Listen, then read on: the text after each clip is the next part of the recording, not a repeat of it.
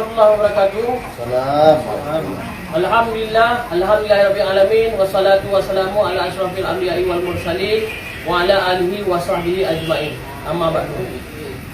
Jadi tujuan kamu orangnya berkumpul di Gua Lepak untuk merupak dengan Tuku Mursal untuk tak selesaikan masalah isu yang kau berlarutan selama 2 tahun yang kau memperut masalah permit yang dijadikan oleh majikan wadah mempegat permit warga 20 hek. Tapi tingkat orangnya hana sapu pi yang kau diterima oleh orangnya mendung.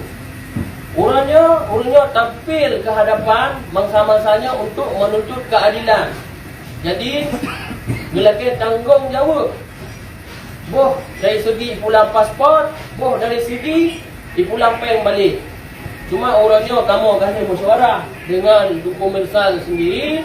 Katanya solusi kiban cara yang ke. Ya maka orangnya langsung yuk pegabat Tuku Mursal kiban cara untuk selesaikan masalah orangnya yang ka ipungut 2 leher tu 10 2 ro. Ini betul. Lebih kurang lagi. Okey, berapa beraya baju? Assalamualaikum warahmatullahi wabarakatuh. Waalaikumsalam. Lun nafirau daripada pekerja company yang jadi korban burung dayung bentuk. Selesai masalahnya apabila majikan HI selesaikan ini, lun sendiri pihak pribadi ingin menuntut balik paspor dan peng burung dayung. Jadi lun lagi dulu korban mendung, belum support lun untuk meminta jalan keluar. Jadi lun lagi mohon maklum mendung lebih masa BOT untuk meminta celah, meminta cara supaya lebih menentukan majikan untuk berkirim pulang paspor beserta peng kanyo.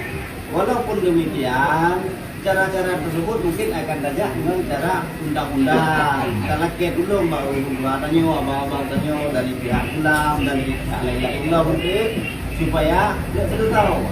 Jadi selagi lun mantan berdiri di ulang kawarame, lun minta celah, lun minta cara supaya bibit tapi selesai dulu. Kita mohon kepada ulun dua lebih kesempatan untuk kerjasama supaya bibit belum selesaikan. Yakinnya mereka yang belum klarifikasi uronyo supaya tidak timbul isu kuno gede dan dari yang kali dapat report pun karena namun dalam mencukupi di daerah rame surat report baru terhimpun bahkan dari pihak ulang sendiri kuno kami bersetuju siap dibantu untuk apabila anak hukum cara buka report siap dibantu buka untuk ya tolong tanya buka report.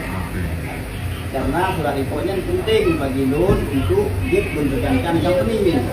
Ini maksud saja. Jadi teman-teman yang belum buka apa, selain daripada yang itu, pulang kepada abang-abang